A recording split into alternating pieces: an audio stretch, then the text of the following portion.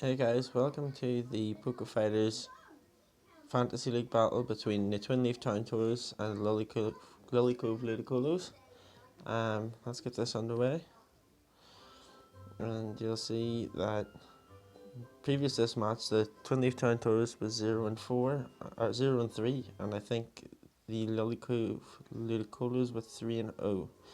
He leads with Levani, I lead with Staraptor, which I suspected the sticky web, so I went straight for a U-turn, knowing it would take a good amount of damage off and let me go into my spinner.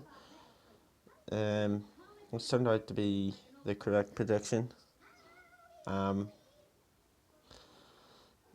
I think Dylan said after the match he wasn't quite sure that all the hitmans got the rapid spin, but fortunately, which worked out quite well for me.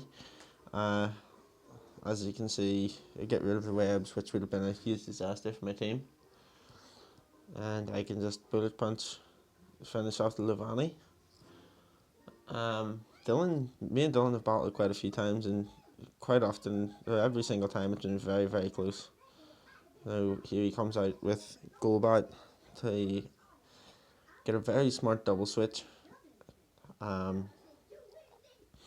which I think did help him out in the long run. I decided to switch out to Metagross for the Zen Headbutt and also for Rocks, but unfortunately his double switch had forced me to go into Venusaur, which I kind of thought wouldn't mind being Will-O-Wisp too much, as it's not a staller kind. And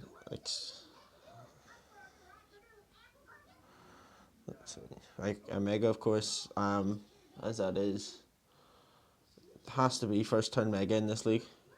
And I expected to switch, which is why I went for the Tri Attack. Got a very fortunate freeze, which would have made me feel terrible if he didn't thaw straight away. I think the reason he stayed in was he didn't realise that it was a speed invested Mega Venusaur. I have 3 or 4 different sets, and in this battle I thought this one would be the most useful. And here he comes out with his God of War, which I believe is his Mega. Which of course leaves me no choice but to switch out into my special wall for this battle, which was the Politoed.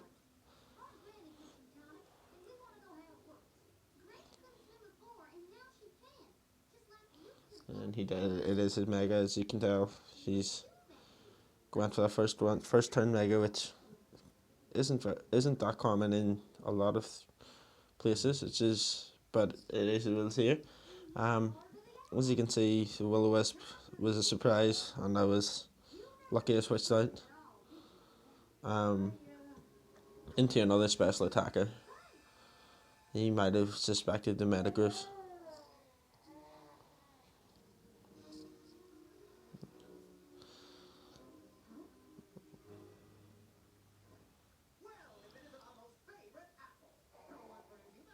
Okay. I think the Volt switch is fairly obvious here. I think that leaves me to go for a second Scald.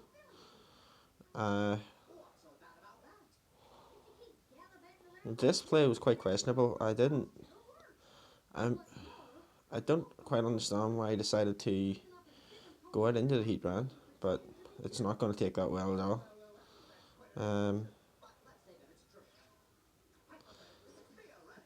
Though I think he wanted to get Stealth Rocks up. He must have knew he could take 2.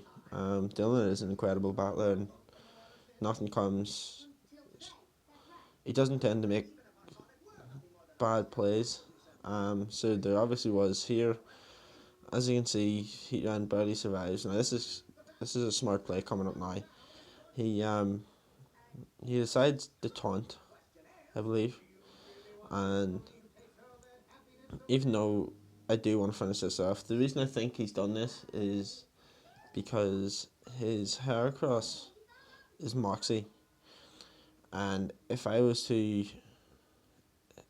to stay in with the Heatran, that would let me come in with Hitmonchan and spin them rocks away. He goes into his Gardevoir. The fence that off. This does leave me free to go into Alakazam, which was my magic card.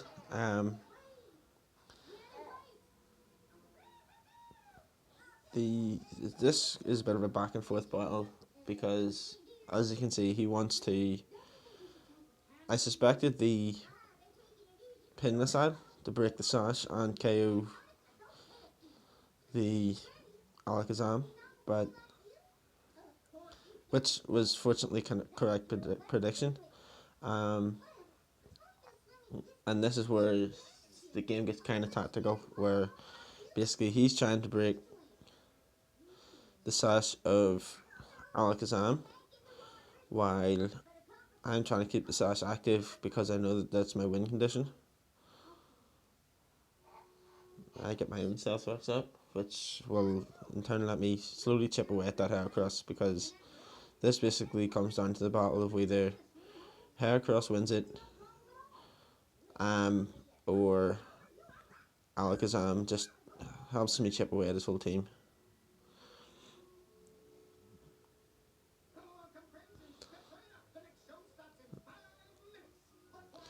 And you can see he clearly wants that Metagross burned. I don't think he realised that it was a defensive set and wouldn't do massive damage to anything on his team anyway. He switches straight out because he knows now that my Venusaur is faster, of course.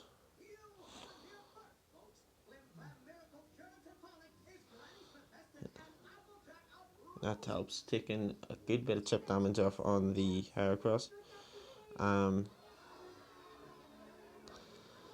This one allows him to get the Moxie boost, I believe. Fortunately, I do have 2 or 3 answers.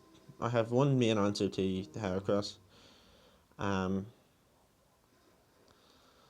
the minute. So I go into my Staraptor, which is also Scarfed, and I believe it was Jolly for this battle because he does have the Dragon in his roster.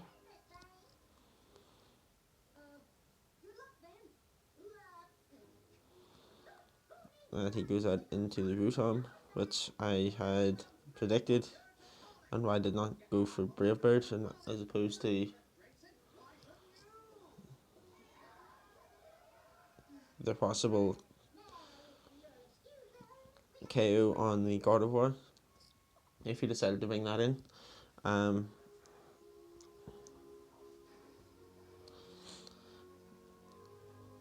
Now with this one, if I had been adamant, if I predicted correctly that he wasn't bringing the Hydreigon, I could have had a Staraptor sweep right here.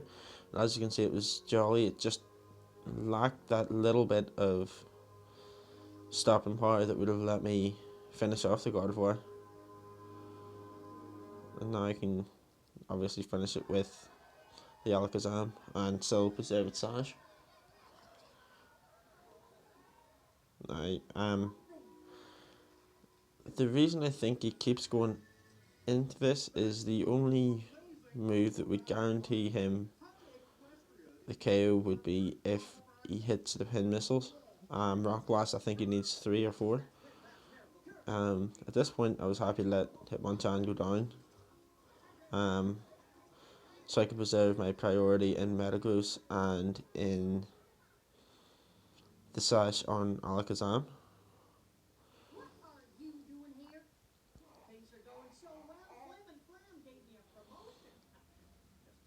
And you'll see it get the Moxie boost.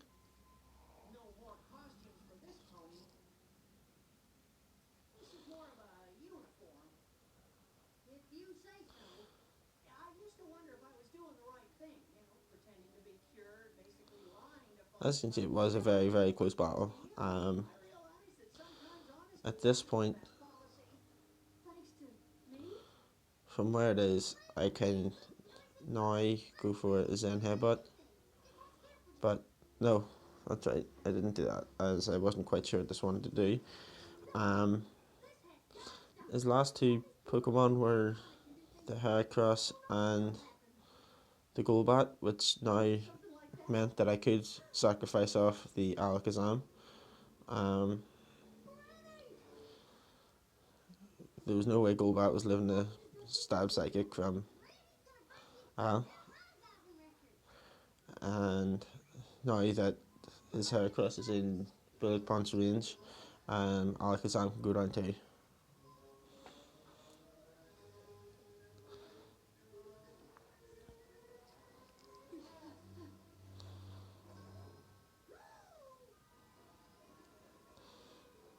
And as you can see here, just have to Bullet Punch for the game, and it was an excellently played game from Dylan.